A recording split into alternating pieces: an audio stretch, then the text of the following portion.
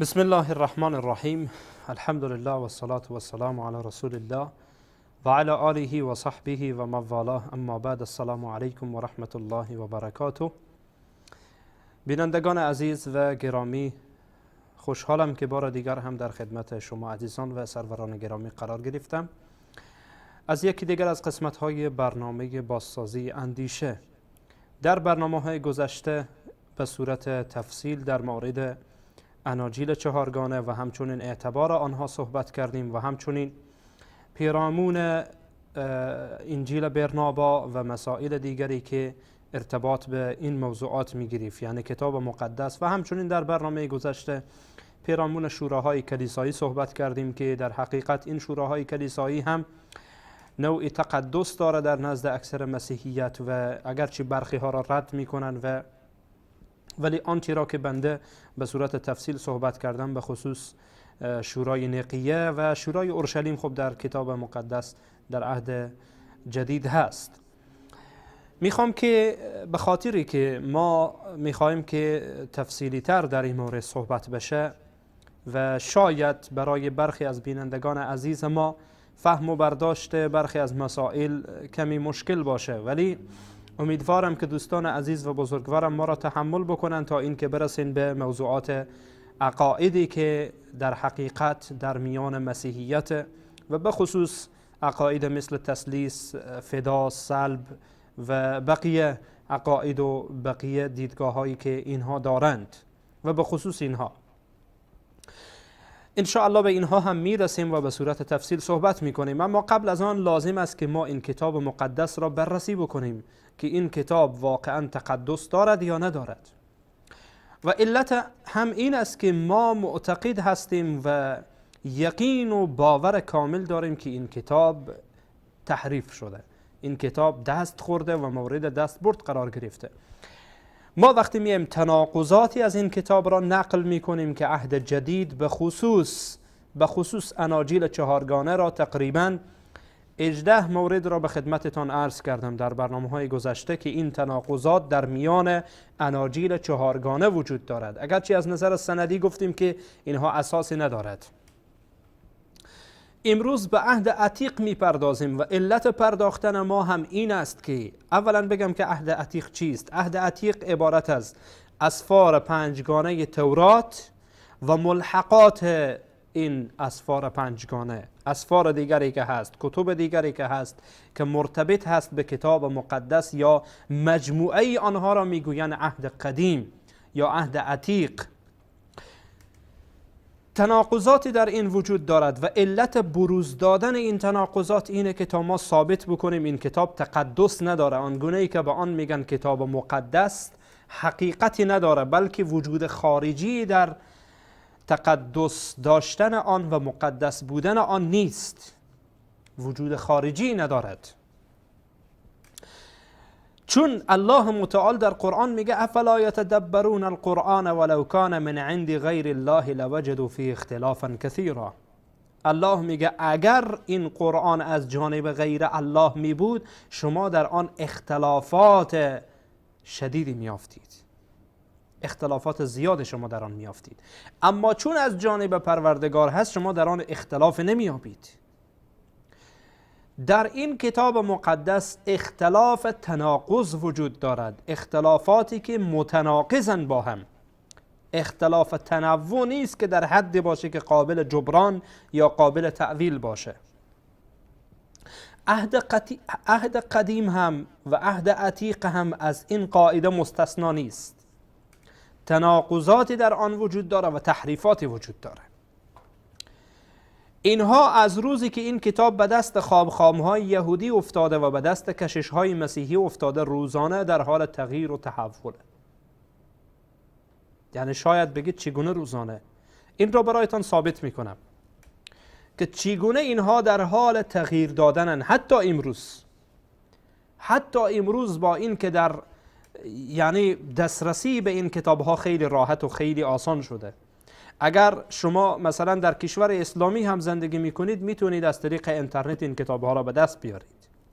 حتی خودشان در سایت های رسمیشان این کتابها را به نمایش میگذارند و در کشورهای مثل افغانستان که آمریکا در اونجا حکومت میکنه و دموکراسی در اونجا حکومت میکنه، علنا دعوات تبشیری وجود داره و این کتابها را علنا در حقیقت در میان مردم پخش و نشر میکنن. شاید کسی بگه نه علنا نیست، ولی من دیدم که علنا هست. در داخل افغانستان بارها کسانی که دعوت تبشیری میکردن و کسانی که کتاب مقدس در میان مردم تقسیم میکردن مشخص شده و واضح شده در ولایات مختلفی در افغانستان. به هر صورت، با وجودی که این امروز این کتابها در دسترس همه قرار دارد، اینها دستکاری میکنند. بنده بارها در این کتاب مقدس مشاهده کردم، با این که اینها ادعا میکنند که 300 زبان زنده دنیا این کتاب مقدس ترجمه شده. اگر شما یک ترجمه را ببینید تا ترجمه دیگر مختلف است. نه این که در الفاظ مختلف باشد، بلکه در معلومات مختلف است، در مفهوم مختلف است. چگونه؟ یکی میگه 10، یکی میگه 20، یکی میگه 7، یکی میگه 3. یعنی این گونه اختلاف وجود داره.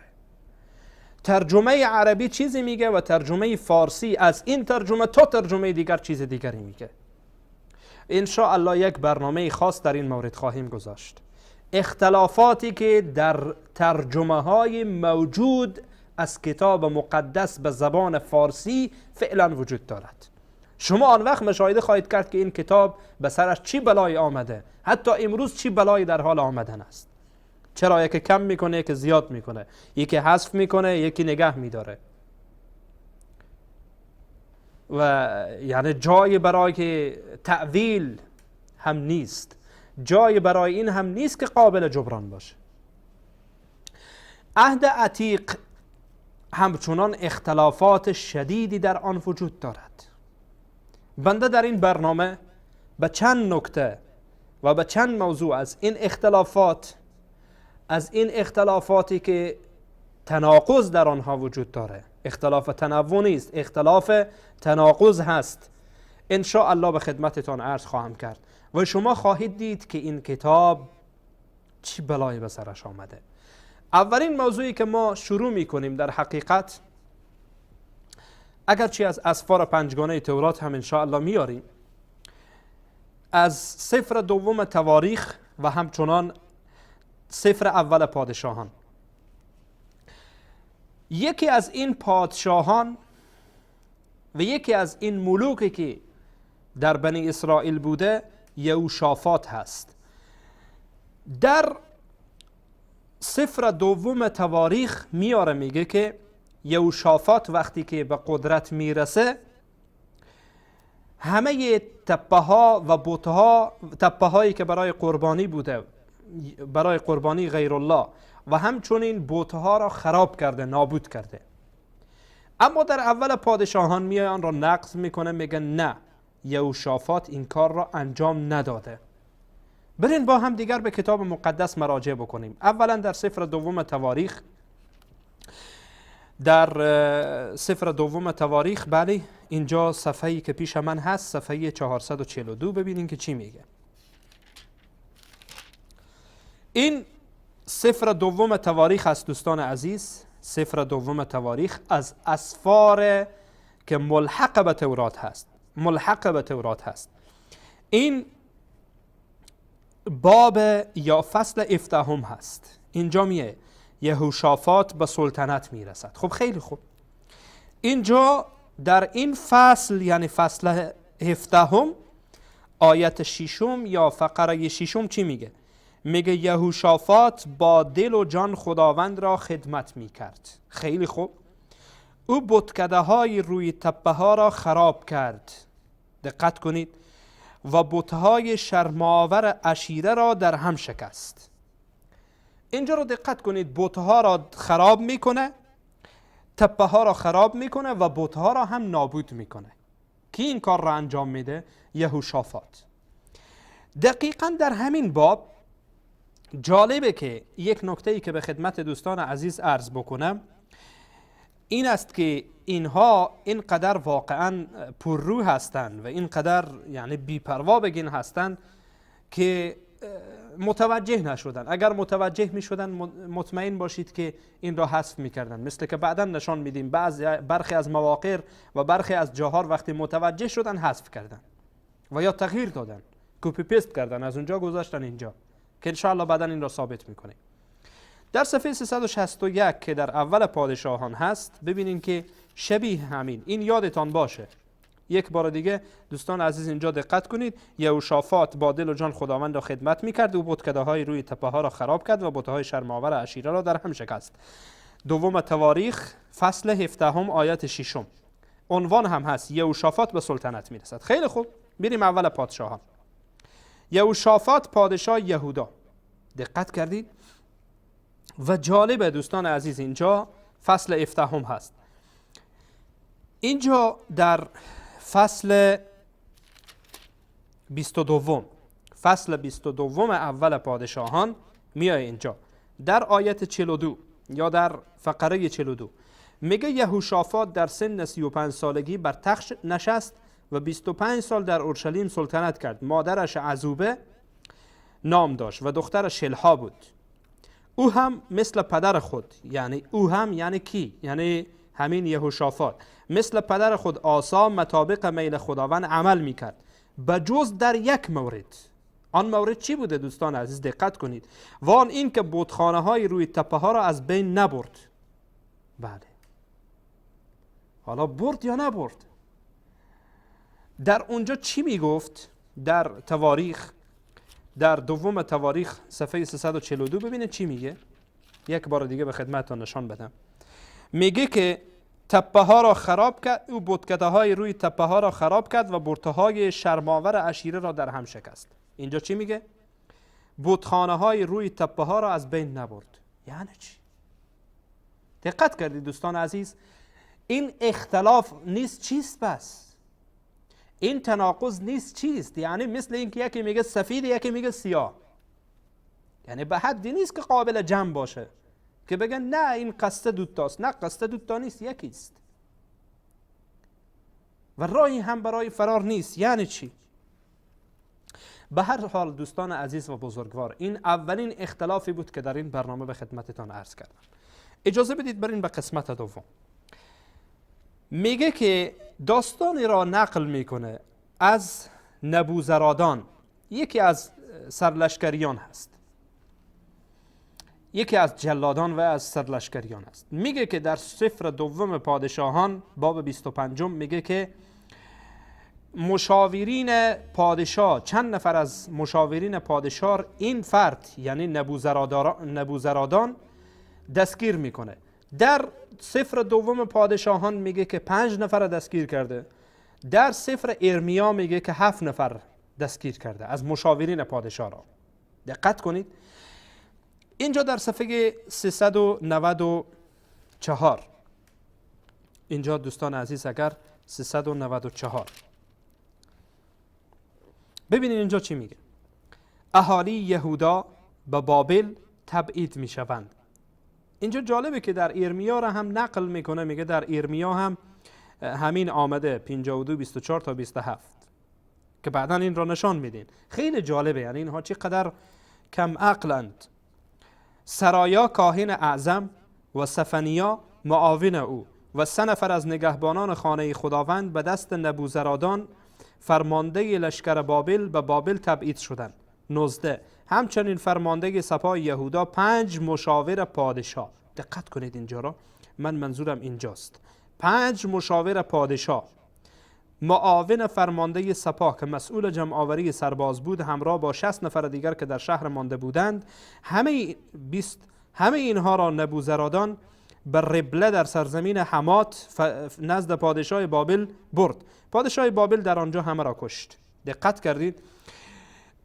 اینجا حرفم اینجاست. اولا اینجا را دقت کنید که میگه 5 مشاور، اینجا را هم میگه همه را کشت. حالا میرین در سفر ارمیا، اینجا هم خودش گفته که در سفر ارمیا هم همین داستان آمده. دقت کنید در سفر ارمیا اینجا چیزی که در نزد من هست صفحه 755، صفحه 755 سفر ارمیای نبی در باب 52 ببینین که چی درفشانی میکنه. در باب 52 خب دقیقا همان چیزی که اینجا خودش گفته. اینجا را دقت کنید، ارمیا باب یا فصل 52 آیه 24 تا 27. خیلی خوب، ما میرین در همانجا. اینجا ببینید سفر ارمیای نبی است، فصل 52 همان چیزی که او گفته، 25 24 و 25. ببینید چی میگه.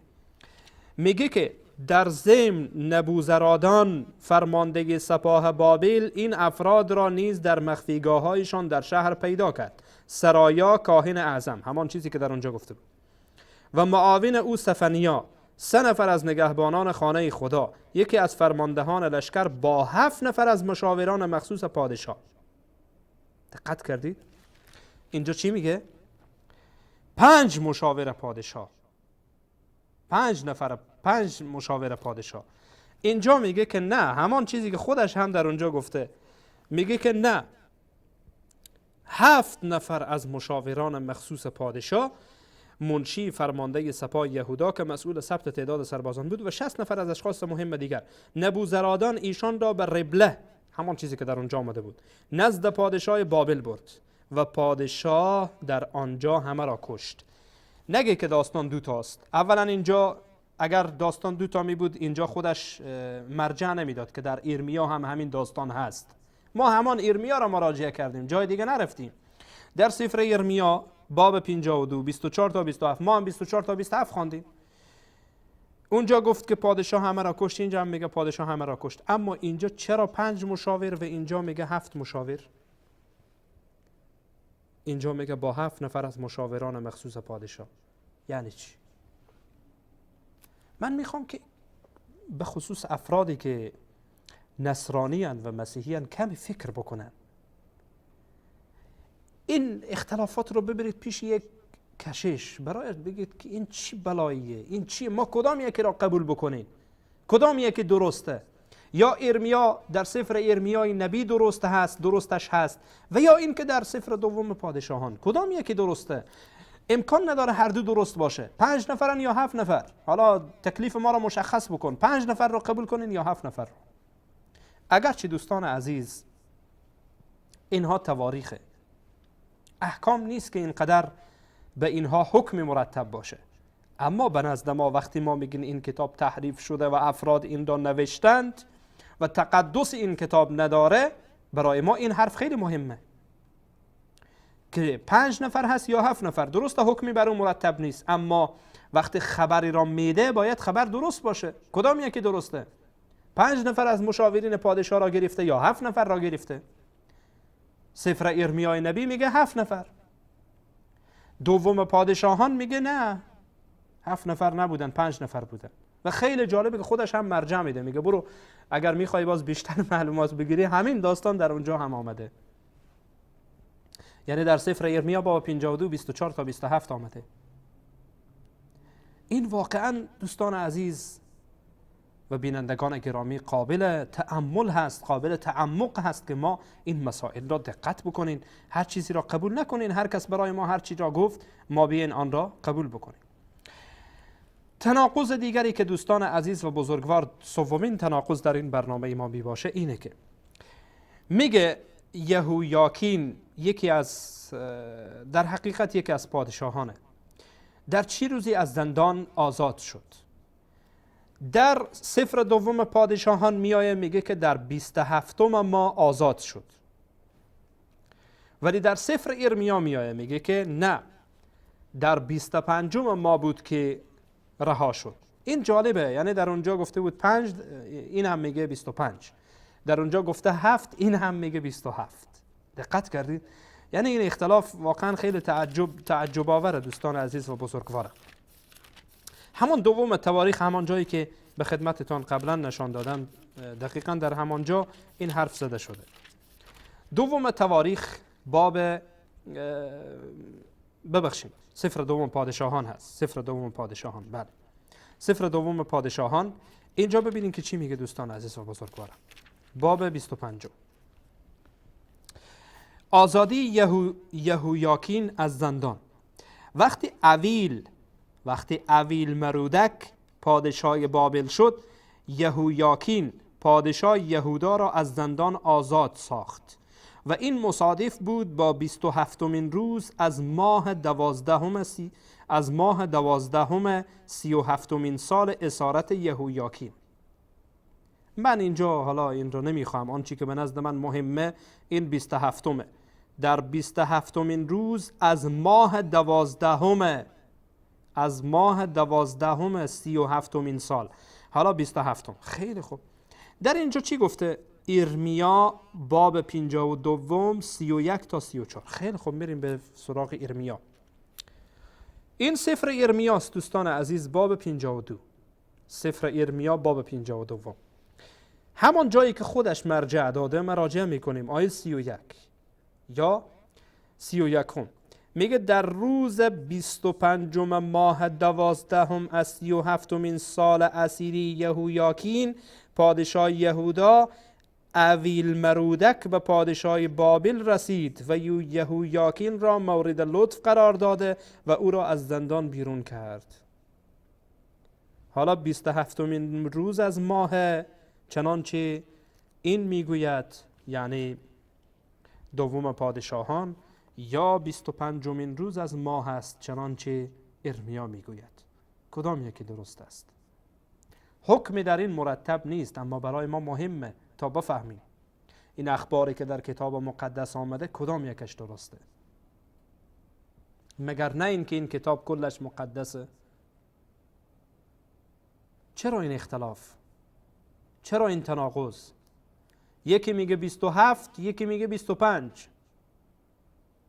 دقیقاً مثل همان اختلاف، یعنی اختلاف اینها در دو هست. در اونجا گفت 5، در اینجا گفت 7، در اونجا گفت 25، در اینجا میگه 27. یعنی چی؟ دقت کردید؟ این اختلافی است که واقعاً قابل تعمقه که انسان تعمق بکنه دوستان عزیز. میریم در اسفار پنجگانه تورات. اختلافاتی که در منطقه‌ای که هارون علیه السلام از دنیا رفته و منطقه‌ای که در اونجا مدفون شده، اختلافی در کتاب مقدس و به خصوص در اسفار پنجگانه تورات وجود داره. نه در ملحقات تورات، بلکه در اسفار پنجگانه تورات. حالا از سفر پیدایش، سفر خروج، لاویان، اعداد و تثنیه. یعنی میان سفر اعداد و تثنیه شما اختلاف میبینید. اخباری را که میدهد متناقضه. اخباری که برای شما میگه متناقضه. با عنوان مثال در سفر اعداد باب 20 ببینید در مورد مکان که هارون علیه السلام از دنیا رفته چی میگه. این سفر اعداد دوستان عزیزم، سفر اعداد باب 20 در اینجا میگه مرگ هارون. اینجا بزرگ نوشته مرگ هارون. در فقره 27 میگه پس موسی همانطور که خداوند به او دستور داده بود عمل کرد و در حالی که تمامی قوم اسرائیل به ایشان چشم دوخته بودند، هر سه، یعنی موسی، هارون و الیعازار، یعنی فرزند هارون علیه السلام، یا بعضی ها العازار میخوانند. خب هر سه با هم از کوه هور دقت کنید، کوه هور. خیلی خوب، بالا رفتند. 28 وقتی که به بالای کوه رسیدن، کدام کوه؟ کوه هور. موسی لباس کاهنی را از تن هارون درآورد و به پسرش الیعازار پوشانید. هارون در آنجا روی کوه کدام کوه؟ کوه هور درگذشت. سپس موسی و الیعازار بازگشتند. هنگامی که قوم اسرائیل از مرگ هارون آگاه شدند، مدت 30 روز برای او عزاداری نمودند. خیلی خوب، حالا میرین در سفر تثنیه دوستان عزیز، خیلی راه دوری نیست. سفر تثنیه باب 10، یعنی چند صفحه بعد. اینجا فراموش میکنه نویسنده که در اونجا چی نوشته. خیلی خوب، سفر تثنیه باب 10، اینجا دقت کنید، باب 10 آیت 6 میگه: سپس قوم اسرائیل از بیروت بنی یعقان به موسیره کوچ کردند. موسیره، نه کوه هورا. در آنجا هارون درگذشت و مدفون گردید و پسرش الیعازار به جای او به خدمت کاهنی پرداخت.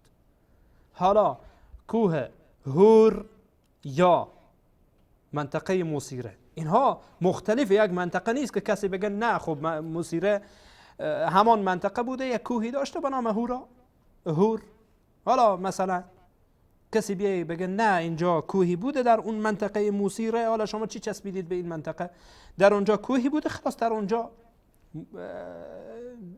اونجا در حقیقت هارون از دنیا رفته. حالا تفصیلش در تثنیه نیامده، ولی تفصیلش در اعداد آمده. ما میگیم نه دوست عزیزم، کوه هورا در جایی است و موسیره در جای دیگری است. این دوتا با هم مختلفه، یک منطقه نیست که در اونجا کوهی وجود داشته باشه ما نام کوه هور. لذا دوستان عزیزین، اختلاف حتی ببینین در اسفار پنجگانه وجود داره. دوباره مرگ هارون، اعداد باب 20 27 28 میگه هارون در روی کوه هور از دنیا رفت و درگذشت. در اینجا میگه نه، به موسیره کوچ کردن، در آنجا هارون درگذشت و مدفون گردید. دقت کردید؟ پس این اختلاف هست دوستان عزیزم، اختلافی است که متناقض با هم، اختلافی است که غیر قابل جبرانه. نمیتوانیم آن را جبران بکنیم، نمیتوانیم آن را تعویل بکنیم، قابل تعویل نیست. راه تعویل به سوی ما بند شده و راه تعویل برای ما نیست. لذا باید قبول بکنیم که این تناقضه، باید قبول بکنیم که این اختلاف تناقض هست، نه اختلاف تنوع. و باید قبول بکنیم که اگر این از جانب الله می بود، چون این اخبار متناقضی در آن وجود نمی داشت. مطمئناً باید حقیقت می بود، مطمئناً باید اینها با هم اختلاف و تناقض نمی داشتند و این گونه با هم متناقض نمی بودند. این 4 مورد. اجازه بدید که موارد بعدی را به خدمتتان بعد از یک میان برنامه عرض بکنم ان شاء الله.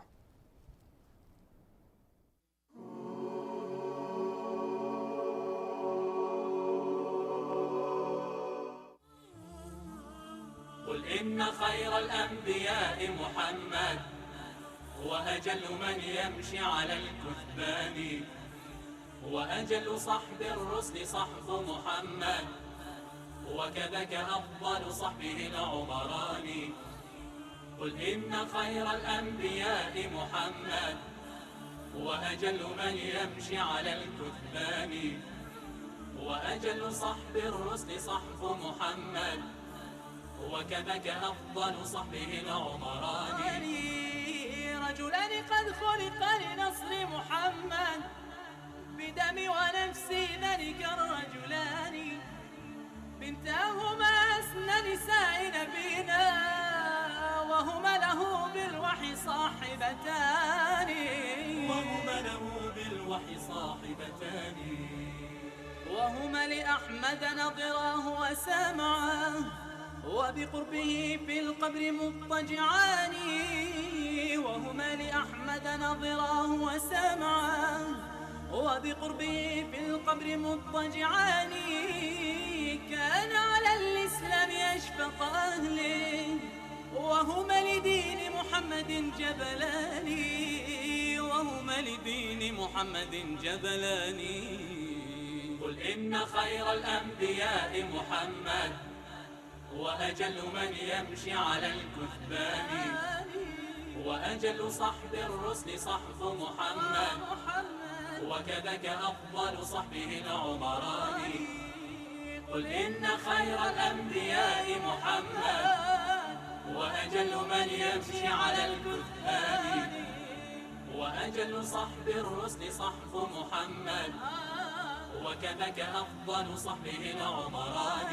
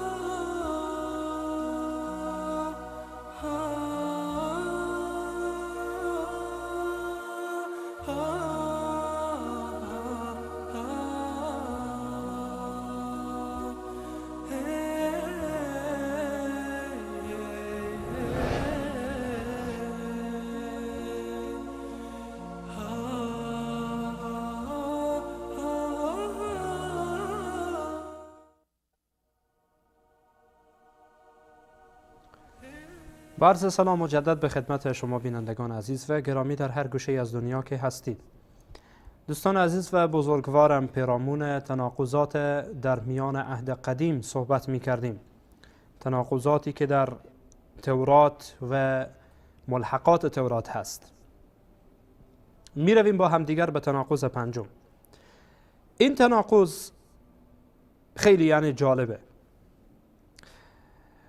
این تناقض اینه که داستان جنگیدن داوود علیه السلام به نزد ما پیامبر خدا و به نزد اونها هم پیامبر خدا، ولی بیشتر توهین میکنن به داوود علیه السلام، چنانچه ما قبلا نشان دادیم اینجا. در حقیقت وقتی ما میگیم توهین میکنن، منظوری که تهمت میزنن به داوود علیه السلام.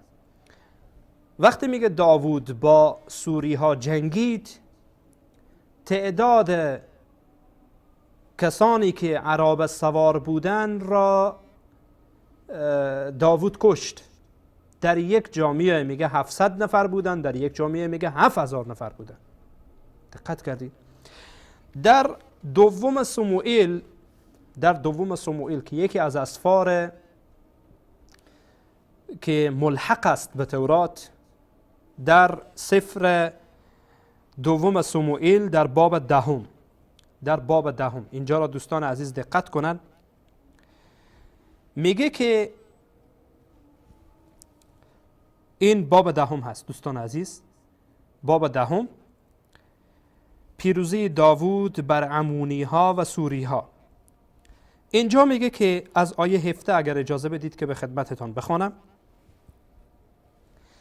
میگه داوود چون این را شنید، یعنی حرفایی که گفته شده، همه سربازان اسرائیلی را جمع کرد و از رود اردن عبور کرد. به حیلام آمد، در آنجا با سربازان سوری وارد جنگ شد. 18 ولی سوری ها باز هم گریختند و داوود و سربازانش 700 عرابه سوار و 40,000 اسب سوار سوری را کشتند. شوبک نیز در این جنگ کشته شد.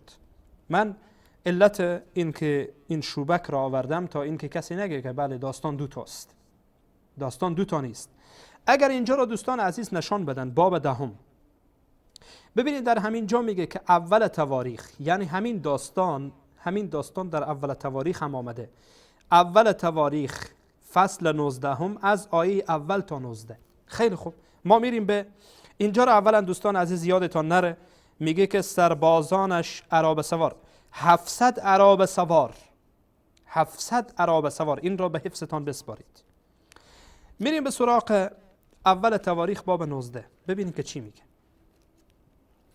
اینجا را من نگه داشتم که باز دوباره برایتان نشان بدم تا اینکه باز کسی نگه که نه این نبوده و چونان بوده و چونین است. این باب 19 همان عنوانی که در اونجا گذاشته بود. اینجا هم مرجع داده، گفته برین اگر میخواین همین داستان را ببینین در دوم سموئیل باب 10 آیه 10 تا 19، همان چیزی که ما خواندیم، ما هفته و اژدر خواندیم. میرین در این اول تواریخ همان هفته و اژدر را میخوانیم، عین همان چیزی که در اونجا بوده ولی با تفاوت. هفته: داوود چون این را شنید همه سربازان اسرائیلی را جمع کرده از رود اردن گذشت و با نیروهای دشمن وارد جنگ شد. اژده: همان چیزی که اژده اونجا نشانی کرده بود، اینجا هم همان اژده. ولی سوری ها باز هم گریختند و داوود و سربازانش 7000 عرابه سوار و 40,000 پیاده سوری را کشتند. شوبک نیز در این جنگ کشته شد. دقت کردی؟ یعنی تفاوت یک صفره. اونجا گفت 700 نفر، اینجا میگه 7000 نفر. یعنی شما کنار 700 یک صفر بگذارین میشه 7000. یعنی تفاوت را شما ببینین دوستان عزیزم. 6300 نفر فرق میکنه در اینجا تا به اونجا. اونجا گفت 700، اینجا میگه 7000. چون هر دو 7 داره دیگه. چی فرق میکنه؟ 7 اونجا هست 100، اینجا هست 1000. دقت کردید این چی اختلافیه؟ دوباره ببینید. سوری ها باز هم گریختند و داوود و سربازانش 700 اینجا را زوم کنید دوستان عزیز. 700 باز هم دقت کنید، 700 عرابه سوار، چیز دیگری نیست. اینجا چی میگه؟ 7000 عرابه سوار. اینجا را دوستان عزیز زوم کنن، 7000 عرابه سوار. یعنی چی؟ ای نویسنده کتاب مقدس، تو چی میگی؟ 7000 یا 700 نفر؟ 7000 شما رو ببینید، 700 نفر رو ببینید. چون گفتیم که حالا یک صفر فرق میکنه. یکی از اونها به هر حال صفرش یادش رفته. صفر یادش رفته، ننوشته. ولی در اینجا یادش بوده که حالا نمیدانیم این یک صفر را اضافه کرده، یعنی اول تواریخ یک صفر را اضافه کرده یا دوم سموئیل یک صفر را کم کرده. کدام یکی درست است؟ این را باید کشیش‌های مسیحی جواب بدن. این را باید خاخام‌های یهودی جواب بدن که کدام یکی مرتکب کمی شدن یا زیادتی شدن. اول تواریخ یک صفر اضافه کرده شده 7000، یا این که دوم سموئیل یک صفر را کم کرده شده 700 نفر. و چرا این یکی کم کرده یکی زیاد کرده؟ آیا این کلام خداست؟ نه، مطمئن باشید کلام خدا نیست. اگر کلام خدا می بود چون این اختلافی نمی داشت. خب وقتی یک کسی که این را نوشته چرا کم کرده؟ چرا در دوم سموئیل یک صفر کم شده؟ و یا این که چرا در اول تواریخ یک صفر اضافه شده؟ یکی شده 700، یکی شده 7000. کدام یکی درست است؟ اون 700 درسته و اگر درست است چرا؟ و آیا این 7000 درسته و اگر درست است چرا؟ این سؤالی است که باید کشیش‌های مسیحی و خاخام‌های یهودی جواب بدن و من مطمئنم که تا روز قیامت به آن جوابی ندارند. اگر میگید نه، جوانان مسیحی یک بار بروید داخل کلیسا. خب شما خب به هر حال روز یکشنبه اونجا میرید عبادت میکنید. حالا برخی از شماها برید داخل کلیسا و وقتی که اون مجلس عبادت شما شروع میشه و تمام میشه، بعد یک کشیش از او بپرسید، در ملأ عام بپرسید. بگذارید اگر واقعا دنبال حق در ملأ عام بپرسید تا بدانید که حق و حقیقت چیست و این دیگران بشنون. شاید افرادی به فکر بیفتن. این سوال را بپرسید، این سوال را مطرح کنید. کدام یکی از اینها درسته؟ این تناقضات پنجگانه‌ای که تا حالا ما گفتیم، کدام یکی از اینها درسته، کدام یکی اشتباهه؟ اگر درسته چرا درسته؟ شما به کدام دلیل این را انتخاب میکنید که درسته و به کدام دلیل این را میگید غلطه، اشتباهه؟ به کدام دلیل میگید این کم شده، به کدام دلیل میگید این اضافه شده؟ دیدید؟ دقت کردید؟ یکی میگه 7، یکی میگه 5، یکی میگه 25، یکی میگه 27، یکی میگه 700، یکی میگه 7000. یعنی چی؟ این اختلافات دوستان عزیز غیر قابل جبرانه، غیر قابل تعویله. کسی نمیتونه آن را تعویل بکنه. چگونه میخواد تعویل بکنه؟ چی میخواد بگه در شرح حال اینها؟ چی جوابی برای آن وجود داره؟ تناقض بعدی دوستان عزیز و بزرگوارم تناقض ششم هست. باز هم در اعداده. بیشتر تناقضاتی که ما در این برنامه تکرار میکنیم روی اعداده، یعنی اختلافاتی که در اعداده. تعداد سربازان و لشکریان یهودا، تعداد سربازان و مردان یهودا که در لشکر داوود هستند در کتاب مقدس تعدادشان آمده. در سفر دوم سموئیل میگه که تعداد این مردم، تعداد این سربازان یهودا 500,000 نفر بودند. 500,000 نفر بودند، در حالی که در سفر اول تواریخ چی میگه؟ میگه تعداد اینها 470,000 نفر بودند، یعنی 30,000 نفر کم. البته این را دوستان عزیز به خدمتتان عرض بکنم و انشاءالله در یک برنامه خاص هم در این مورد صحبت میکنیم. در کتاب مقدسی که به زبان فارسی غیر از این ترجمه شده، در سفر اول تواریخ 400,000 نفر آمده. 470,000 نیست، بلکه 400,000. و کتاب مقدسی که به زبان عربی ترجمه شده و در میان کلیساهای عربی هم مشهور هست همان 400,000. ولی اینکه این ترجمه 70,000 نفر را هم اضافه کرده به کدام دلیل والله اعلم من نمیدانم. ان شاء الله این سوالات الزامی است که ما بعداً در یک برنامه خاص وقتی خواسته باشیم اختلافات در ترجمه ها را به خدمتتان عرض بکنیم ان شاء الله بیان میکنیم. اما حالا مهم چیزی که پیش ما هست اینه که همین انجیلی که یا همین کتاب مقدسی که در نزد من هست از روی این صحبت میکنم. در صفحه 437 دوستان عزیز، 437 دوم تواریخ، سفر دوم تواریخ. بله، در دوم سموئیل، ببخشید دوم سموئیل هست، دوم سموئیل باب 24. دوم سموئیل باب 24 ببینید اینجا چی میگه. این دوم سموئیل هست دوستان عزیز، باب 24. بله، دوم سموئیل باب 24. باب 24 اینجاست. داوود مردان جنگی را می شمارد. خیلی خوب.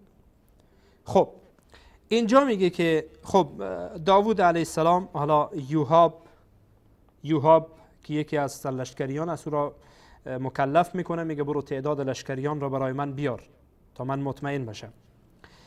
یوحاب آیه 9 24 9 یوحاب گزارش کار را تقدیم پادشاه کرد، یعنی تقدیم داوود. تعداد مردان جنگی اسرائیل 800,000 و مردان جنگی یهودا 500,000 نفر بودند. این را دقت کنید. و مردان جنگی یهودا 500,000 نفر بودند. خیلی خوب، ما میریم در اول تواریخ، اگرچه اینجا هم گفته اول تواریخ باب 21. اینجا را دقت کنید دوستان عزیز، این را اگر دوستان زوم بکنن مرجع داده، گفته همین داستان و همین چیز را شما میتونید در اونجا پیدا کنید. اول تواریخ باب 21 یا فصل 21 از آیه اول فقره اول تا 27. خیلی خوب، ما مراجعه میکنیم در همین سفر، یعنی سفر اول تواریخ. اینجا انجیلی که پیش من هست صفحه 419 هست، اول تواریخ 419. داوود مردان جنگی را می شمارد. بله، خیلی خوب، این پیشم باشه تا اینکه دوباره برایتان نشان بدم. داوود مردان جنگی را می شمارد. خیلی خوب، اینجا هم داوود مردان جنگی را می شمارد. اینجا باب 21 هست. خب او یعنی همین فردی که یوحاب هست که داوود او را مکلف میکنه که برو سربازان را بشمار. او یعنی یوحاب گزارش کار را تقدیم پادشاه کرد. خیلی خوب. تعداد مردان جنگی در تمام اسرائیل 1,100,000 نفر بود. اینجا میگه که 800,000 یعنی به 1,000,000 نمیرسه افراد جنگی اسرائیل بودن. اینجا میگه که 1,100,000 نفر. خیلی خوب، این یک اختلاف. دوم که از این عده 470,000 نفر از یهودا بودن. اینجا چی میگه؟ میگه و مردان جنگی یهودا 500,000 نفر بودن. اینجا چی میگه؟ میگه این عده، از این عده 470,000 نفر از یهودا بودن. کدام درسته دوستان عزیز؟ خودش هم جالبه که اینجا مرجع داده که برو به اول تواریخ هم مراجعه کنین هست. عنوان هم یک عنوان، داوود مردان جنگی را می شمارد. داوود مردان جنگی را می شمارد. اینجا میگه که تعداد مردان جنگی اسرائیل 800,000 نفر بودن. اینجا میگه 1,100,000 نفر، یعنی 300,000 نفر بالا بوده، اضاف بوده. اینجا میگه که مردان جنگی یهودا 500,000 نفر بودن. اینجا میگه 470,000 نفر از یهودا بودن، در حالی که گفتم در ترجمه عربی و ترجمه های دیگر فارسی میگه 400,000 بودن، نه اینکه 470,000 نفر. یعنی این اختلافات و این تناقضات در این حد، دوستان عزیز دقت کنید. من بار بار جوانان مسیحی را خطاب قرار میدم، دلم میسوزد، به والله قسم این را از روی خیرخواهی میگویم. بروید مطالعه بکنید این کتاب مقدس را، ببینید چی فجایعی در این وجود داره. این تناقضات خیلی صریحه، یعنی به حد صریحه و به حد آشکاره که غیر قابل جبرانه، غیر قابل تعویله، غیر قابل جمع کردنه. خود اینها هم در ماندن. به همین واسطه میبینیم از این ترجمه تا ترجمه دیگه فرق میکنه. تلاش میکنن که یک راهی پیدا کنن برای جبران، ولی هیچ راهی ندارن جز این که حذف کنن، مثل که خیلی ها را حذف کردن و میکنند و روزانه این در حال اجرا هست. یکی میگه 800,000 نفر، یکی میگه 1,100,000، یکی میگه نه اون افراد یهودا، سربازان یهودا در میان این لشکریان 500,000 نفر بودن. این میگه نه 470,000 نفر. یعنی چی؟ دوستان عزیز و بزرگوارم، من از شما میطلبم که دقت بکنید، این مطالب را مطالعه بکنید، به خصوص جوانان مسیحی مطالعه کنید، مطالعه کنید و مطالعه کنید. عقل خود را به دست کشش ها و به دست خاخام ها ندهید. شما از خود، الله به شما عقل داده تا این که فکر کنید. از عقلهای خودتان استفاده کنید. وقتی این کتاب اعتبار نداره، چون این اعتبارش ساقطه، هم از نظر سندی که ما بررسی کردیم که هیچ سندی ندارد، حتی این کتاب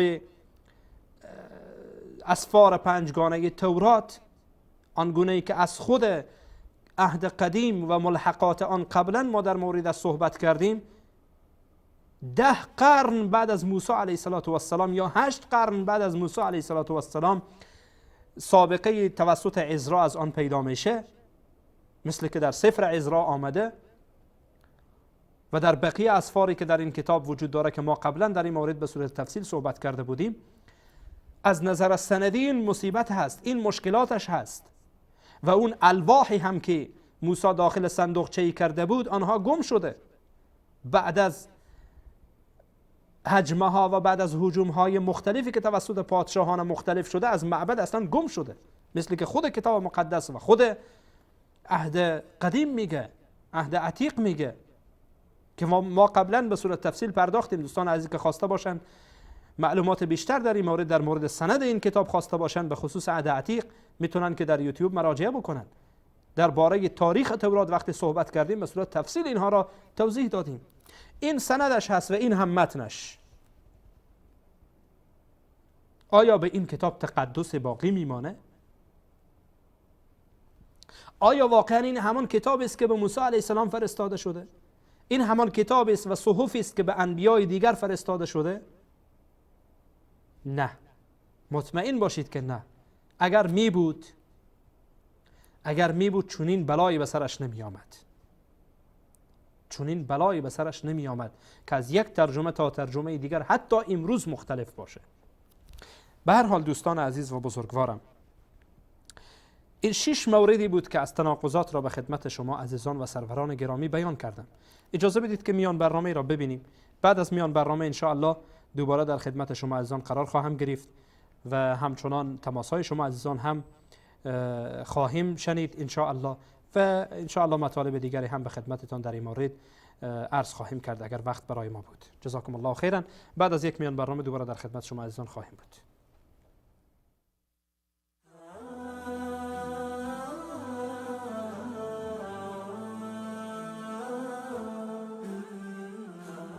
آمنت أنك عبده ورسوله من ضمن أهل العزم نور الفرقد ما كنت ابن الله جل جلاله سبحانه لا والد لم يولد أبدا ولست بثالث لثلاثة الله فرد ليس بالمتعدد عيسى ابن مريم يا حبيب محمد بشرت يا روح الإله بأحمد صلى عليك الله في عليائه يا ابن البتول خليل كل موحد صلى عليك الله في عليائه يا ابن البتول خليل كل موحد صلى عليك الله صلى عليك الله قد أوجب المختار حبك شرعة فينا وفي الإيمان لم نتردد يا كلمة الله التي ألقى بها عند البتول وبالنبوة فاشهدي آمنت أنك عبده ورسوله من ضمن أهل العزم نور الفرقد ما كنت ابن الله جل جلاله سبحانه لا والد لم يولد سبحانه لا والد لم يولد عيسى ابن مريم يا حبيب محمد بشرت يا روح الإله بأحمد صلى عليك الله صلى عليك الله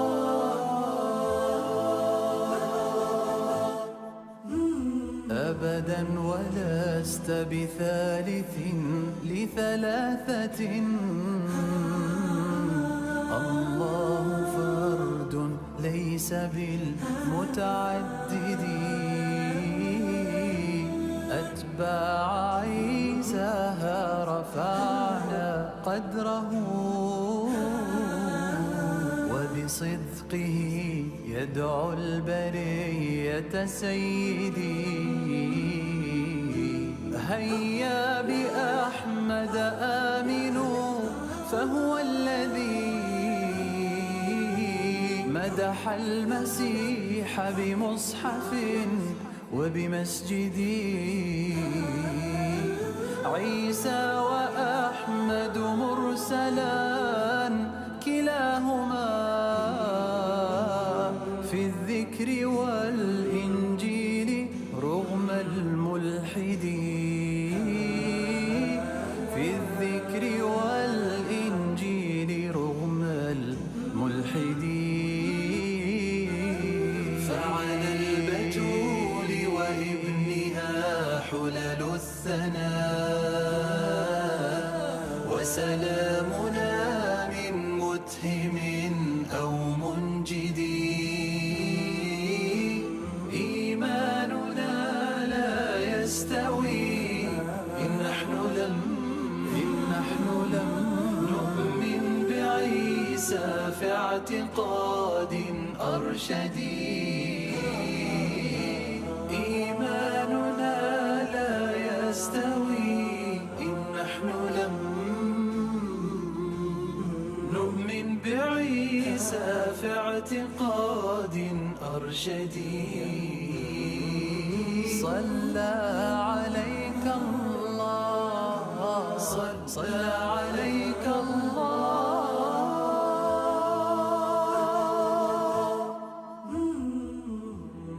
إيماننا لا يستوي إن نحن لم نؤمن بعيسى في اعتقاد أرشدي. بشرت يا روح الإله بأحمدي، صلى عليك الله في عليائه. يا ابن البتول خليل كل موحدي، صلى عليك الله في عليائه. نور في الظلمات أنسي في خلواتي، يا سعدي وهنائي القرآن حياتي. قل يا عبادي الذين أسرفوا على أنفسهم لا تقنطوا من رحمة الله، إن الله يغفر الذنوب جميعا، إن الله يغفر الذنوب جميعا، إنه هو الغفور الرحيم. وأنيبوا إلى ربكم وأسلموا له من قبل أن يأتيكم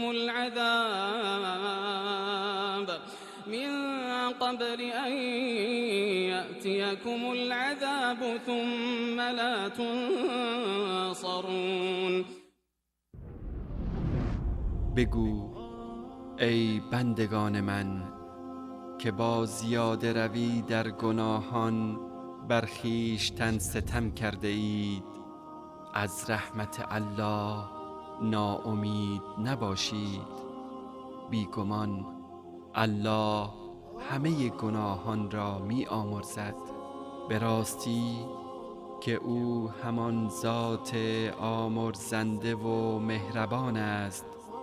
و به سوی پروردگارتان روی بیاورید و فرمان بردارش شوید، پیش از آن که عذاب الهی به سراغتان بیاید و آنگاه یاری نشوید. نور في الظلمات أنسي في خلواتي، يا سعدي وهنائي القرآن حياتي.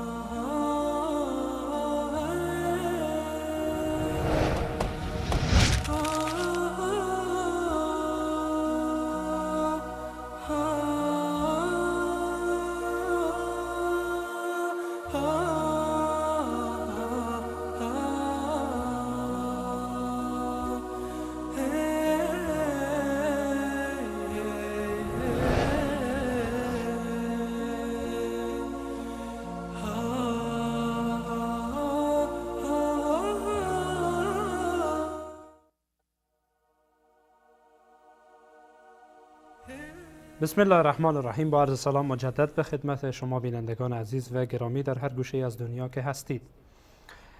دوستان عزیز و بزرگوارم، حالا نوبت شماست، به خصوص کسانی که خودشان را در این باب حالا مسیحی هستند یا یهودی هستند، چون عهد جدید، عهد عتیق یا عهد قدیم متعلق به هر دو اینها میشه، تماس بگیرند و اگر حرفی دارن انشاءالله حرفشان را میشنویم، اعتراض دارن اعتراضشان را میشنویم، اگر هم که تأویلی دارند و شرحی دارند بر آنچه که ما به عنوان تناقض آن را پیش کردیم که در حقیقت تناقض هست و اختلافات متناقضی در این کتاب وجود داره و در عهد عتیق به خصوص که مورد بحث ماست وجود داره، بیان دفاع بکنن، صحبت بکنن، حرف بزنن و بگن به هر حال که نه اینجا شما اشتباه گفتید، اینجا شما خطا رفتید، یا به تعبیر برخی به هر حال برداشت شخصی شما بوده، برداشت خودشان را بگن و انشاءالله ما با هم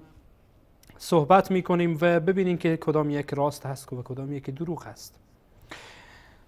دوستان عزیز و بزرگوارم، شماره زیرنویس شده، عزیزان می توانند از این به بعد با این شماره‌ای که زیرنویس شده تماس بگیرند و آنچه را که گفته شد می توانند عزیزان سوالاتی داشته باشند و اگر ابهامی وجود داشته باشه نسبت به آنچه که ما بیان کردیم، ان شاء الله آن ابهام را باز خواهیم کرد و اگر حرفی برای گفتن داشته باشند حرفشان را میشنویم. البته پیرامون و محور برنامه، موضوع برنامه، خارج از موضوع برنامه از دوستان عزیز معذرت میخواهیم، ولی در محور برنامه در خدمت دوستان عزیز و بزرگوار هستیم و ان شاء الله با هم گفتگو خواهیم کرد و صحبتی خواهیم نمود بر اینکه ما 6 تناقض از این کتاب را، یعنی از عهد قدیم را به خدمت شما دوستان عزیز و بزرگوار نشان دادم. از کتاب مقدس از پیش خودم هم چیزی نگفتم، بلکه از کتاب مقدس و از عهد قدیم و عتیق به خدمتتان عرض کردم که به هر حال حتی اینها در شمارش اعداد اشکال دارن. میبینین یکی 7 میگه، یکی 5 میگه، یکی 25 میگه، یکی 27 میگه، یکی 500,000 نفر میگه، یکی میگه نه 400,000 یا 470,000 بودن، یکی میگه که 1,100,000، یکی میگه 800,000. یعنی فکر میکنم که اینها در اضافه کردن و کم کردن صفرها ماشاءالله بسیار دست بالایی دارن. یکی میگه 700، یکی میگه 7,000. یعنی این تناقضاتی که غیر قابل جمع، داستان هم یکی است و موضوع هم یکی است، اما این اختلاف در حقیقت جای داره که به اینها جواب قانع کننده داده بشه و اگر جوابی وجود نداره پس تقدس این کتاب زیر سوال میره و ما در این شکی نداریم. ما مسلمان ها همچنان که معتقدیم که این کتاب تحریف شده و این دین تحریف شده، در ضمن این که منسوخ شده تحریف شده و دستکاری شده، در هر کس آمده از کشش ها، هر کس آمده از خاخام ها چیزی را کم کرده، چیزی را اضافه کرده، چیزی را زیاد کرده، دستکاری کرده، هر جای دلش خواسته به هر حال با آن دستبرد زده. لذا دوستان عزیز و بزرگوارم، این مسائلی که ما در حقیقت در این برنامه به خدمت شما عزیزان و سروران گرامی نقل کردیم، جای داره که بالای اینها تعمق بشه، تأمل بشه و دقت بشه تا اینکه از این منجلاب خرافات کسانی که داخل هستند خارج بشند. چیزی به نام عیسی مسیح در دین مسیحیت تحریف شده، چیزی به نام تورات و انجیل در دین یهودیت و نصرانیت تحریف شده و دستکاری شده. اون چهره‌ای که از عیسی مسیح خداوند متعال سبحانه و تعالی معرفی کرده، آن چهره به یک چهره دیگر مبدل شده. دینی که الله متعال به عیسی مسیح خاص برای بنی اسرائیل فرستاده بود، اون دین چهرش عوض شده و امروز به خاطر این که بیاین مسلمان ها را زیر سوال ببرن، میان شبهه پراکنی میکنن در مورد مسلمان ها و مسلمان ها را دعوت به سوی این کتاب میکنند. برادر و خواهر مسلمانم، بعد از این که این مسائل را فهمیدی، خودت میتوانی به پیش خود قضاوت بکنی که این در حقیقت چی میگه. آیا این میتونه کتاب از جانب الله باشه با این همه تناقضات؟ آیا میتواند این کتاب تقدسش همچنان باقی باشه؟ آیا غیر از این است که این کتاب تحریف شده؟ آیا غیر از این است که کشش های مسیحی و خاخام های یهودی هر جایی که دلشان خواسته کم کردن، هر جای دلشان خواسته آن را حذف کردند؟ بله، حذف کردند. حتی تا امروز هم این کارشان داره انجام میشه. غلط برای مردم ترجمه کردن، غلط برای مردم گفتن، اشتباه برای مردم گفتن. ولی یک جوان مسیحی که ماشاءالله دانشگاهی است، درس میخوانه، مطالعه میکنه، اهل مطالعه هست، چی میشه در مورد دین خود هم پژوهش بکنه، معلومات پیدا بکنه، کتاب مقدس را بگذاره جلو رویش، این مسائل را که ما گفتیم یک بار مراجعه بکنه. ما غیر از این که یعنی مستندی از کتاب مقدس نداشته باشیم صحبتی نمی کنیم، بلکه تمام صحبت های ما استناد از کتاب مقدس است و شما می بینید. به هر صورت یک تماسی را با هم میشنوین. سلام علیکم بیننده عزیز، بفرمایید. سلام علیکم بیننده گرامی، بفرمایید. خب فکر میکنم که بیننده عزیز ما قطع شدن. به هر حال جایی داره که دوستان عزیز و بزرگوار ما حتی از مسلمانان، جوانان مسلمان، معلوماتشان را در این مورد بالا ببرند. به خاطر اینکه وقتی شما این تناقضات را میبینید، وقتی شما این خرافاتی که به نام دین عیسی مسیح به عیسی مسیح نسبت داده میشه و به نام موسی علیه السلام برایش نسبت داده میشه و گفته میشه که این دین یهودیت و دین نصرانیت یا مسیحیت است، وقتی شما اینها را ببینید قدر اسلام را میدانید، قدر قرآن را میدانید که این قرآن چه قدر کتاب بزرگی است و شکی در این وجود ندارد که قرآن کریم کتابی از جانب پروردگار متعال بر محمد صلی الله علیه و سلم فرستاده شده. و چرا این همه بدبختی هایی که از داخل کلیسا خارج شده امروز دامنگیر جوامع بشری شده؟ همه مشکلاتی که، یا اگر همه نباشه اکثر مشکلات و اغلب مشکلاتی که امروز شما در جهان و در بشریت متوجه هستید و میبینید از زیر سر این کلیساست. مردم را در تنگنا قرار داده بود. کلیسا مردم را در تفتیش عقاید میکرد. کلیسا برای مردم اجازه فکر کردن نمیداد. باید کشیش و پاپ باید برای مردم فکر میکرد. پاپ بود که برای مردم بهشت و دوزخ میداد.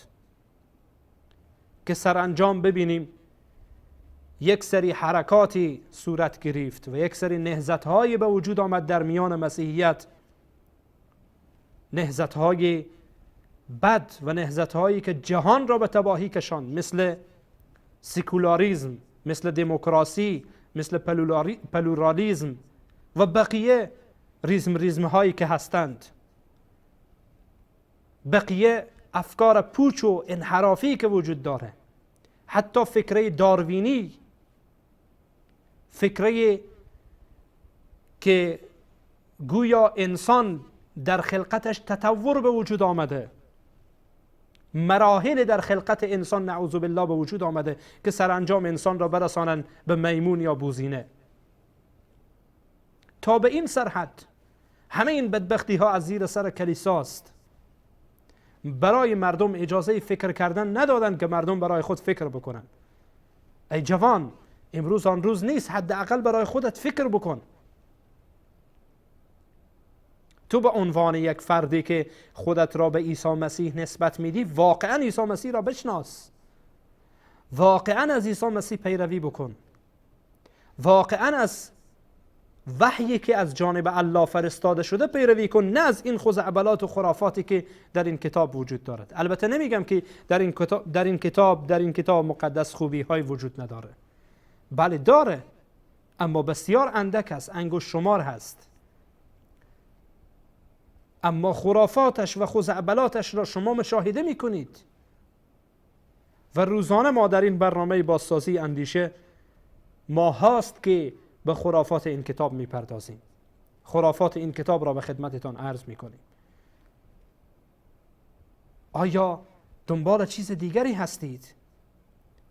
من هم نمیگویم که وقتی اینجا می نشینم حرفم تمام شما قبول بکنید بدون هیچ نوع تحقیقی حرفم را قبول کنید، چون این حقی ندارم که برایتان همچون حرفی بزنم. من نمیخواهم که از طرف شما برای شما فکر بکنم. من و امثال من، هر کس میخواه باشه. کسی نمیتواند از جای کسی دیگر فکر بکند. فقط ما راه فکر کردن را برایتان نشان میدیم. این کتابی است که شما از آن پیروی میکنید. آیا واقعا شما پیروان عیسی مسیح هستید؟ آیا شما واقعا وحی که از جانب خدا در تورات و انجیل برای عیسی و موسی فرستاده شده پیروی میکنید، یا این که نه از نویسندگان دیگری که همش تناقضات در آن نوشتند، همش خرافات در آن نوشتند؟ نه والله، پیروی از عیسی مسیح نیست، بلکه پیروی از پولس خائن هست، پیروی از کشیش هست، پیروی از پاپ هست که برای شما چی تصمیم گرفته و میگیره. حتی تا حالا هم ما داریم افرادی که در دین نصرانیت برده کلیسا هستند و میبینن که کلیسا برایشان چی فکر میکنه. من تعجب میکنم با این همه تناقضات و با این همه اختلافاتی که در این کتاب مقدس وجود داره و به خصوص در عهد قدیم که مورد بحث ماست وجود داره، امروز شبکه های مسیحی و شبکه های یهودی، حالا به خصوص نصرانی ها و مسیحی ها که دعوت میکنن مردم را به سوی دین، به تعبیر خودشان دین محبت و دین عیسی مسیح، تعجب میکنم اینها خجالت نمیکشند. اینها چیزی به نام شرم و حیا میشناسن یا نه؟ چی از این کتاب میخوان برای مردم یاد بدن؟ چی از این دین میخوان برای مردم یاد بدن؟ به نام عیسی مسیح تمام میکنند، به نام کتاب الله تمام میکنند. بله اینها تعجب آوره و شاید هم علتش این باشه که اینها چنین جرأت دارن که این خرافات و خزعبلات را در این عصر هم برای مردم بدهند و برای مردم بگویند، اگرچه اینها میپوشند خیلی از موارد را. همچنان که در برنامه‌های گذشته هم ما مواردی را بیان کردیم که امروز کلیسا آنها را میپوشاند. ولی همین های را هم که میگوید وقتی جرأت میکند به خاطر این است که یک جوان ماشاءالله در همه امور و در همه علوم و فنون ماشاءالله بالا هست، در سطح بالای قرار دارد، اما وقتی در باب عقیده و در باب اعتقادات و باورها میرسد ضعف نشان میده و فکرش را میدهد به دست کشیش، فکرش را میدهد به دست خاخام که تو برای من فکر بکن، تو برای من بگو که من چیکار بکنم. حالا تعجب میکنه انسان، چرا اینها نمیخوانند، مطالعه نمیکنند؟ چی میشود همین مواردی که مثلا امشب ما بیان کردیم یا مواردی که در گذشته بیان نمودیم در برنامه‌های مختلف، اینها را یک بار شما مرور کنید، با خودتان فکر کنید، بیاندیشید که چرا این همه اختلاف، چرا این همه تضاد، چرا این همه تناقض؟ مگر نه این است که ادعا میشه این کتاب از جانب خداست؟ مگر نه این است که ادعا میشه اینها صحف انبیاست؟ مگر نه این است که ادعا میشه این کتاب مقدس است؟ مگر نه این است که ادعا میشه که انجیل عیسی مسیح؟ خب چرا این همه تناقض؟ چرا این همه اختلافاتی که یکی از آسمان میگوید یکی از زمین، یکی میگوید سفید است یکی میگوید سیاه است؟ مگر نه این است که ادعا میشه این کتاب از جانب خداست؟ خب سندش را برسان به خدا تا ما هم ببینیم. به هر صورت سلام علیکم بیننده عزیز، بفرمایید. بیننده عزیز بفرمایید. خب متاسفانه نمیدانم که امروز چرا تماس ها قطع میشه، به محض اینکه وصل میشه دوباره قطع میشه. اجازه بدید که به خدمتتان یکی دیگر از تناقضات که هفتمین تناقض هست. البته تذکر بدم دوستان عزیز، این حرفایی که گفته شد امیدوارم که دوستان عزیز، چی جوانان مسلمان و به خصوص جوانان مسیحی، جوانان یهودی روی این حرفا فکر بکنند. راه نجات فقط در اسلام هست و بس. کتاب مقدس را بگذار جلو رویت، بخوان. در برابر آن قرآن کتاب خدا را هم بگذار، ببین که تفاوت اینها چی اندازه است. تفاوت اینها از فاصله آسمان ها و زمین هم بیشتر است. تعجب میکنم بر بعض افرادی که به خصوص برخی از مسیحیان، خیلی گفتم که اینها پرروند و خیلی اینها واقعا از حیات دورند. میاد چی میگه؟ میگه قرآن کپی رایت کتاب مقدس. و از جهت دیگر، این را حتی کشش هایشان میگن، و از جهت دیگر میبینیم که همین کشش بر قرآن اعتراض میکنه. دقت کردید؟ اول میگی که قرآن کپی رایت کتاب مقدس. خیلی خوب، حالا ما فکر کنیم این حرف تو را قبول کردیم. خب باز وقتی میای بر قرآن اعتراض میکنی، اگر کپی رایت، چرا اعتراض میکنی؟ چرا اعتراض میکنی؟ مگر نه این است که میگی مثل کتاب مقدسه؟ خب پس در حقیقت تو به کتاب مقدس خورده میگیری. من نمیدانم این افرادی که این حرف را میزنند عقل دارن یا نه، اما این را مطمئنم که از دو حال خالی نیست. یا این است که اینها قرآن را نخوانده اند، که این دقیقاً درسته، چون با برخی اینها بنده صحبت کردم، برخی از جوانان مسیحی قرآن را ابدا نخوانده، ابدا نخوانده و حتی شاید نام قرآن را هم نشنیده. میای به اسلام اعتراض میکنه. یعنی چی؟ یعنی چی میای به اسلام اعتراض میکنه؟ تو خب قرآن را نخواندی، چگونه به اسلام اعتراض میکنی؟ بر خودت رحم کن، بر خودت رحم کن. من وقتی میایم مسیحیت را به چالش میکشم، یهودیت را به چالش میکشم و علمای یهودی و نصرانی را به تحدی و به چالش میکشم، کتاب مقدس جلو رویم هست. از اصل کتابشان صحبت میکنم، چون بعضی از نهضت‌های بعد از رفتار کلیسا به وجود آمد بعداً که گفتن فقط ما کتاب مقدس را قبول داریم، به همین واسطه بنده هیچ کتاب دیگری را نمیارم، فقط کتاب مقدس است، فقط کتاب مقدس، که هیچ کس هیچ نوع حرفی نداشته باشد که بیاد برای من بگوید نه من این کتاب را قبول ندارم. وقتی یهودی و نصرانی بگه من این کتاب را قبول ندارم، یعنی این که یهودی نیست، یعنی این که نصرانی نیست.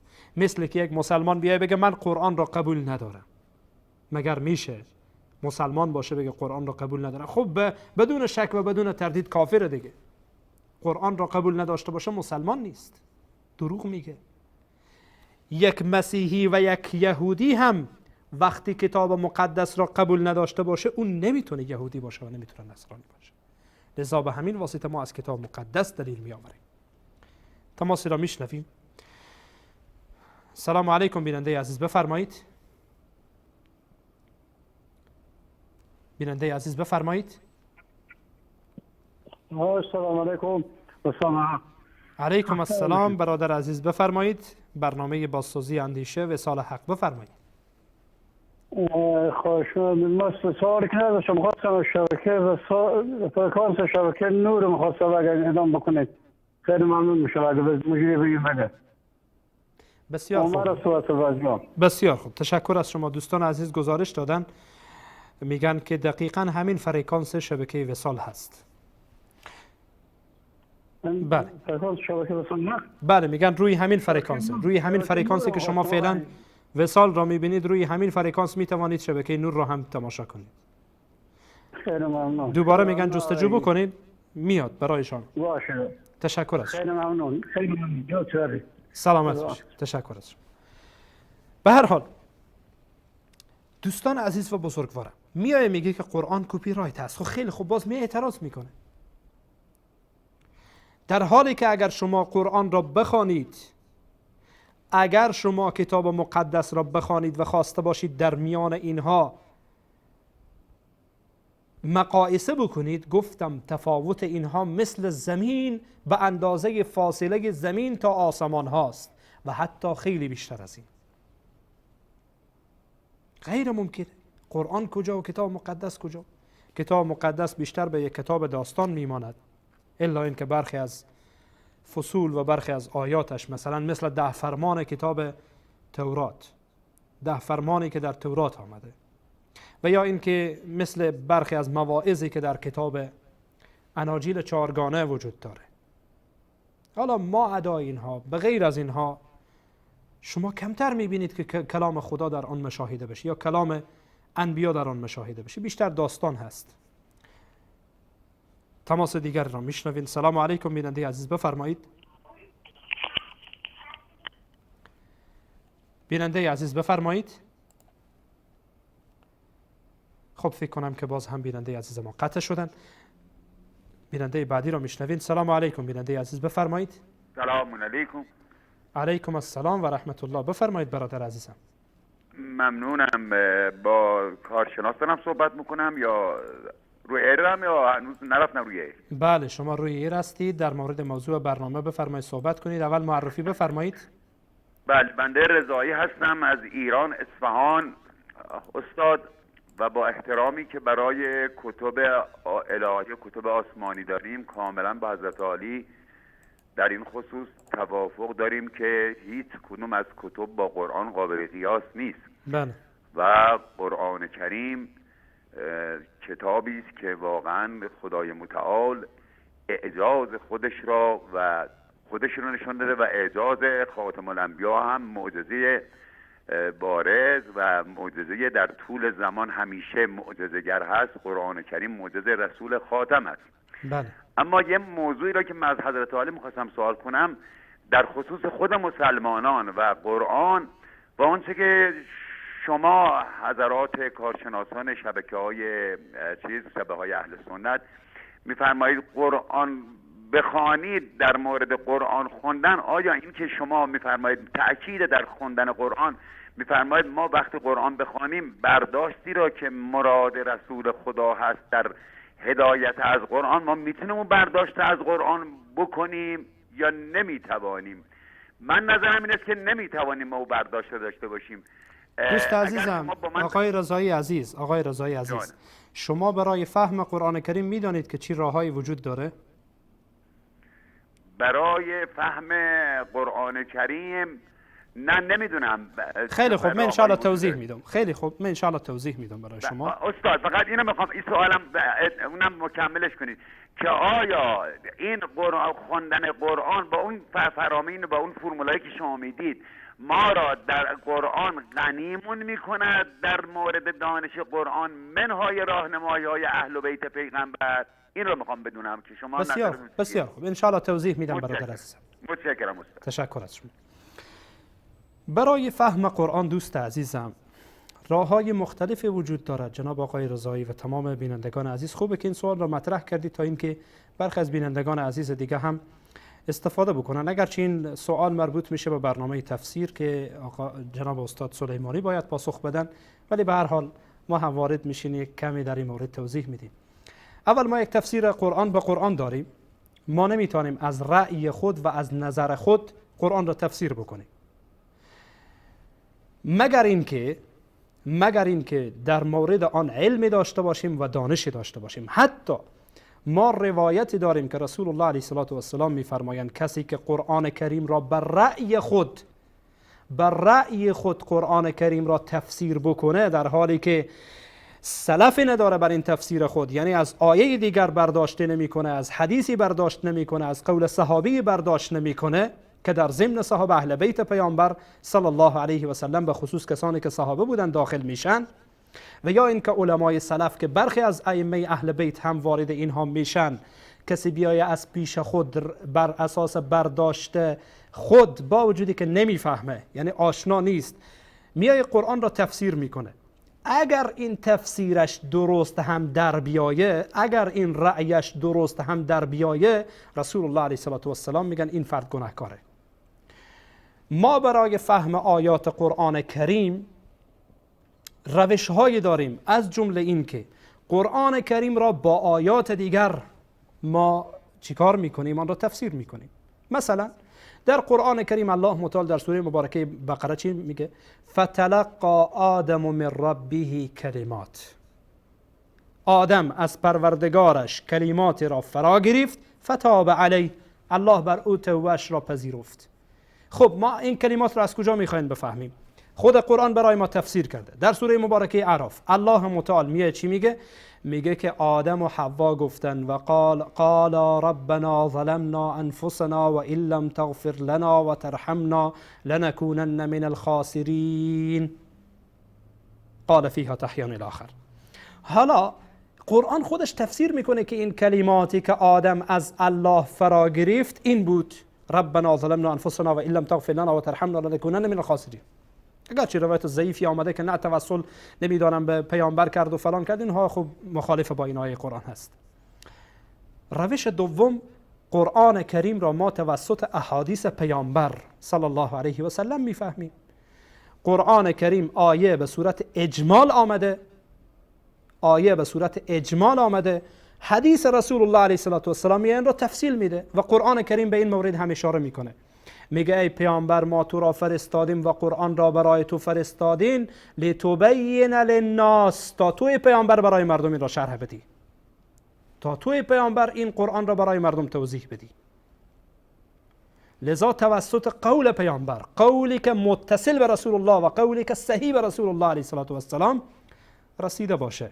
بعد از آن مرحله شاگردان پیامبر میآید، فهم شاگردان پیامبر که زیر دست پیامبر صلی الله علیه و سلم بودند، که علمای تفسیر مشهورند در میان صحابه، تابعین، تبع تابعین. بعد از آن ما می توانیم برداشت‌های ضمنی از آیات قرآن کریم بکنیم، برداشت‌های ضمنی که در حقیقت مخالف با اصول نباشد، مخالف با آیه نباشد، مخالف با حدیث پیامبر نباشد، مخالف با قول صحابه و تابعین و تبع تابعین و علمای بزرگ سلف و علمای بزرگ نباشد. البته بر اساس آن علمی که داریم. حالا با برداشتی که مثلا فهمی که ما از زبان عربی داریم، زبان عربی را از نظر صرف و نحو و بلاغت و اینها میفهمیم، بر اساس اون یک برداشت میکنیم، نه اینکه برداشت باطنی باشه. چون میدانید که برخی از فرقه های باطل هستند که قرآن کریم را به آن ظاهر و باطن میدهند. ظاهر و باطن به این معنا که میگه که ظاهر قرآن این را میگه ولی باطنش معنای دیگریه. این باطن را تو از کجا آوردی؟ این باطن نه ربطی به آیات قرآن داره، نه از آیات قرآن این را فرا گرفتی تفسیرش را، نه از حدیث پیامبر فرا گرفتی، بلکه از پیش خود این را زدی، این را میگی باطن قرآن.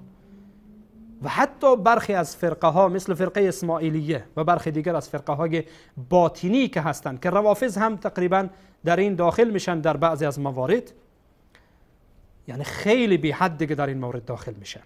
مثلا برخی از فرقه های مثل نوسیریه و مثل اسماعیلیه و بقیه فرقه های باطنی که هستند، حتی قادیانی هایی که خودشان را منتسب میکنن به مسلمان ها یا بهایی ها، اینها هم برداشت های باطنی از قرآن کریم دارن، حتی به سر حدی که حج را تفسیر میکنن، میگن حج یعنی رفتن به خانه قادیانی، یعنی به منطقه قادیان، یعنی رفتن به پیش بهاءالله، قبر بهاءالله مثلا، نعوذ بالله. نماز را یک تفسیر دیگر میکنن، زکات را تفسیر دیگر میکنن، روزه را تفسیر دیگر میکنن، تفسیر باطنی. به این میگن تفسیر باطنی که مخالف با اصول اسلامی است. امیدوارم که در این مورد توانسته باشم حداقل گوشه از حق را ادا بکنم. اگرچه آقا احمد عزیز اگر لطف بکنن سایت عقیده را اینجا بنویسن، کتابخانه عقیده یا کتابخانه قلم، دوستان عزیز میتوانند در بخش علوم قرآنی برخی از کتبی هست، مثلا کتاب الاتقان، کتاب التبیان که ترجمه فارسی هم شده، برای یا برخی از اصول تفسیر برای فهم قرآن کریم در بخش علوم قرآنی داخل بشن، اونجا کتاب‌هایی را بگیرن و برای خودشان مطالعه بکنن که قرآن کریم را چگونه بفهمن و قرآن کریم را چگونه درک بکنن و قرآن را چگونه از قرآن برداشت بکنن، کدام برداشت درسته، کدام برداشت غلطه، همه اینها. اما در قضیه اهل بیت که شما داخل کردید دوست عزیزم، بدون شک اگر اهل بیت از جمله علما باشن، از جمله علمای سلف باشن، کسانی که از اونها صاحب فضیلت هستند و صاحب بزرگی هستند، مثل حضرت علی رضی الله عنه، مثل حضرت حسن، حضرت حسین، امام زین العابدین، محمد باقر و بقیه ائمه که هستند، امام جعفر صادق، اینها در حقیقت از علمای بزرگ هستند. حالا درجاتی که در میان اینهاست و بعدی ها که برخی ها علمای بزرگی بودند و برخی ها مثل مردم عادی بودند. به هر صورت اگر برداشت اینها هم برداشت درستی بوده باشه بر اساس کتاب خدا و سنت پیامبر و فهمشان فهم باطنی که روافض به اونها نسبت میدن که ما مطمئنیم دروغ هست، این گونه نباشه، چرا نه، ما قبول میکنیم به روی چشم، به روی چشمان را قبول میکنیم با سند متصل، صحت این روایات برای ما ثابت بشه، چرا نه قبول میکنیم، مثل که از بقیه علما و از بقیه ائمه و از بقیه امامان بزرگوار قبول میکنیم. امیدوارم که انشاءالله پاسختان را برادر عزیزم گرفته باشید. وقت برنامه هم فکر میکنم گذشته. در اخیر از تمام شما عزیزان و بزرگواران تشکری میکنم که تا این قسمت از برنامه با ما همراه بودید. برخی از تناقضات را به خدمتتان از عهد عتیق و از عهد قدیم عرض کردم که دوستان عزیز و بزرگوار انشاءالله منتظر باشند. در برنامه‌های بعدی هم در این مورد به صورت تفصیل صحبت خواهد شد انشاءالله. و همچنین تشکری خاص دارم از آقا احمد عزیز و تمام دوستان عزیزی که در اتاق فرمان با ما همکار بودن و همراه بودن. همه شما را به الله پاک بی همتا میسپارم. الله متعال یار و مددگار همه شما باشد و السلام علیکم و رحمت الله و برکاته.